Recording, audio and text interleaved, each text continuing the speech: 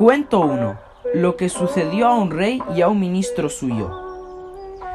Una vez estaba hablando apartadamente el conde Lucanor con Patronio, su consejero, y le dijo: Patronio, un hombre ilustre, poderoso y rico, no hace mucho me dijo de modo confidencial que, como ha tenido algunos problemas en sus tierras, le gustaría abandonarlas para no regresar jamás, y como me profesa gran cariño y confianza, me querría dejar todas sus posesiones, unas vendidas y otras a mi cuidado. Este deseo me parece honroso y útil para mí, pero antes quisiera saber qué me aconsejáis en este asunto. Señor conde Lucanor, dijo Patronio, bien sé que mi consejo no os hace mucha falta, pero como confiáis en mí, debo deciros que ese que se llama vuestro amigo lo ha dicho todo para probaros, y me parece que os ha sucedido con él como le ocurrió a un rey con un ministro. El conde Lucanor le pidió que le contara lo ocurrido. Señor, dijo Patronio, había un rey que tenía un ministro en quien confiaba mucho. Como a los hombres afortunados la gente siempre los envidia. Así ocurrió con él, pues los demás privados recelosos de su influencia sobre el rey buscaron la forma de hacerle caer en desgracia con su señor. Lo acusaron repetidas veces ante el rey, aunque no consiguieron que el monarca le retirara su confianza, dudara de su lealtad o prescindiera de sus servicios. Cuando vieron la inutilidad de sus acusaciones, dijeron al rey que aquel ministro maquinaba su muerte para que su hijo menor subiera al trono y, cuando él tuviera la tutela de infante, se haría con todo el poder proclamándose señor de aquellos reinos. Aunque hasta entonces no había conseguido levantar sospecha en el ánimo del rey. Ante estas murmuraciones, el monarca empezó a recelar de él, pues en los asuntos más importantes no es juicioso esperar que se cumplan, sino prevenirlos cuando aún tienen remedio.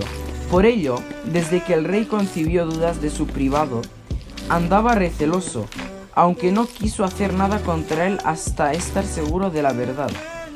Quienes urdían la caída del privado real aconsejaron al monarca el modo de probar sus intenciones y demostrar así que era cierto cuando se decía de él. Para ello expusieron al rey un medio muy ingenioso que os contaré enseguida. El rey resolvió hacerlo y lo puso en práctica, siguiendo los consejos de los demás ministros. Pasando unos días, mientras conversaba con su privado, le dijo entre otras cosas que estaba cansado de la vida de este mundo, pues le parecía que todo era vanidad. En aquella ocasión no le dijo nada más. A los pocos días de esto, hablando otra vez con aquel ministro, volvió el rey sobre el mismo tema, insistiendo en la vaciedad de la vida que hallaba y de cuánto boato rodeaba su existencia. Esto se lo dijo tantas veces y de tantas maneras que el ministro creyó que el rey estaba desengañado de las vanidades del mundo y que no le satisfacían ni las riquezas ni los placeres en que vivía. El rey, cuando vio que a su privado le había convencido, le dijo un día que estaba decidido a alejarse para hacer allí penitencias por sus pecados. Recordó al ministro que de esta forma pensaba lograr el perdón de Dios y ganar la gloria del paraíso. Cuando el privado oyó decir esto a su rey, pretendió disuadirlo con numerosos argumentos para que no lo hiciera. Por ello, le dijo al monarca que si se retiraba al desierto, ofendería a Dios, pues abandonaría cuantos vasallos y gentes vivían en su reino, hasta ahora gobernados en paz y en justicia, y que al ausentarse él, habría también desórdenes y guerras civiles en las que Dios sería ofendido y la tierra destruida. También le dijo que, aunque no dejara de cumplir su deseo por esto, debía seguir en el trono por su mujer y por su hijo, muy pequeño, que correrían mucho peligro tanto sus bienes como en sus propias vidas. A esto respondió el rey que antes de partir ya había dispuesto la forma en que el reino quedase bien gobernado y su esposa la reina y su hijo, el infante, a salvo de cualquier peligro. Todo se haría de esta manera. Puesto que a él lo había criado en palacio y lo había colmado de honores, Estando siempre satisfecho de su lealtad y de sus servicios, por lo que confiaba en él más que en ningún de sus privados y consejeros, le encomendaría la protección de la reina y del infante y le entregaría todos los fuertes y bastiones del reino, para que nadie pudiera levantarse contra el heredero. De esta manera, si volvía al cabo de un tiempo, el rey estaba seguro de encontrar en paz y en orden cuanto le iba a entregar. Sin embargo, si muriera también, sabía que serviría muy bien a la reina, su esposa, y que educaría en la justicia al príncipe, a la vez que mantendría en paz al reino hasta que su hijo tuviera la edad de ser proclamado rey. Por todo esto, dijo al ministro, el reino quedaría en paz, y él podría hacer vida retirada. Al oír el privado que el rey le quería encomendar su reino y entregarle la tutela del infante, se puso muy contento, aunque no dio muestras de ello, pues pensó que ahora tendría en sus manos todo el poder, por lo que podría obrar como quisiera. Este ministro tenía en su casa, como cautivo, a un hombre muy sabio y gran filósofo, a quien consultaba cuantos asuntos había de resolver en la corte y cuyos consejos siempre seguía, pues eran muy profundos.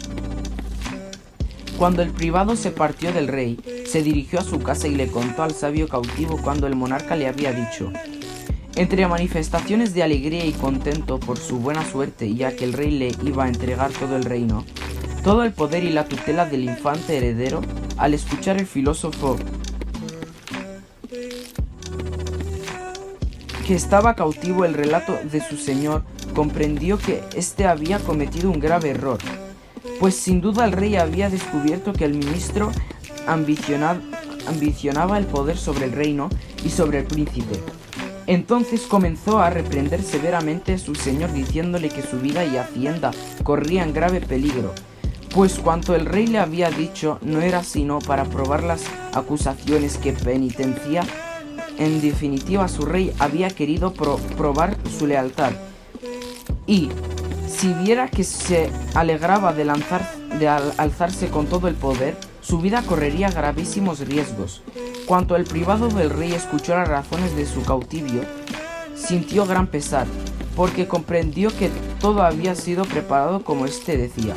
El sabio, que lo vio tan acongojado, le aconsejó un medio para evitar el peligro que lo amenazaba. Siguiendo sus consejos, el privado, aquella misma noche, se hizo rapar la cabeza y cortar la barba. Se vistió con una túnica muy tosca y casi hecha jirones, como las que llevan los mendigos que piden en las romerías. Cogió un bordón y se calzó unos zapatos rotos aunque bien clavados, y cosió en los pliegues de sus andrajos una gran cantidad de puerta que dijese al rey que se levantara, para que ambos pudieran abandonar el reino. Antes de que la gente despertara, pues él ya lo estaba esperando, le pidió también que todos se lo dijeran sin ser oído por nadie. El guardia, cuando así vio al privado del rey, quedó muy asombrado, pero fue a la cámara real y dio el mensaje al rey, que también asombró mucho e hizo pasar a su privado.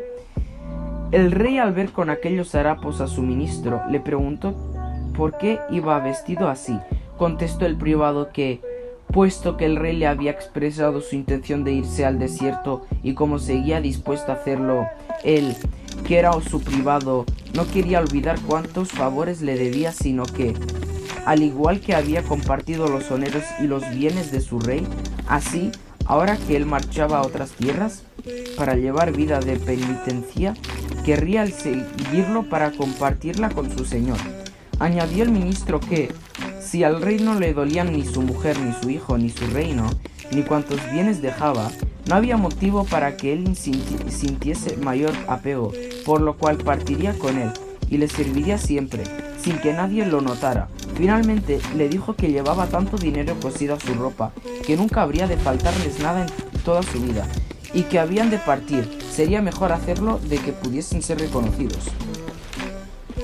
Cuando el rey oyó decir esto a su privado, pensó que actuaba así por su lealtad y se lo agradeció mucho, contándole cómo le envidiaban los otros privados, que estuvieron a punto de engañarlo, y como él se decidió a probar su fidelidad, así fue como el ministro estuvo a punto de ser engañado por su ambición.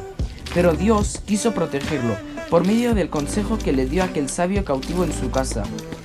Vos, señor conde, es preciso que evitéis caer en el engaño de quien se dice amigo vuestro, pero ciertamente lo que os propuso solo es para probaros y no porque piense hacerlo, porque os convendrá hablar con él, para que le demostréis que solo buscáis su honra y provecho, sin sentir ambición ni deseo de sus bienes, pues la amistad no puede durar mucho cuando se ambicionan las riquezas de un amigo.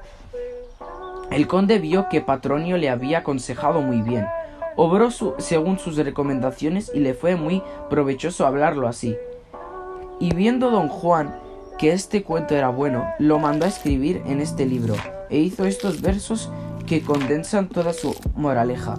No penséis ni creáis que por un amigo hacen algo los hombres que les sea un peligro. También hizo otros que dicen así: con la ayuda de Dios y con buen consejo, sale el hombre de angustias y cumple su deseo.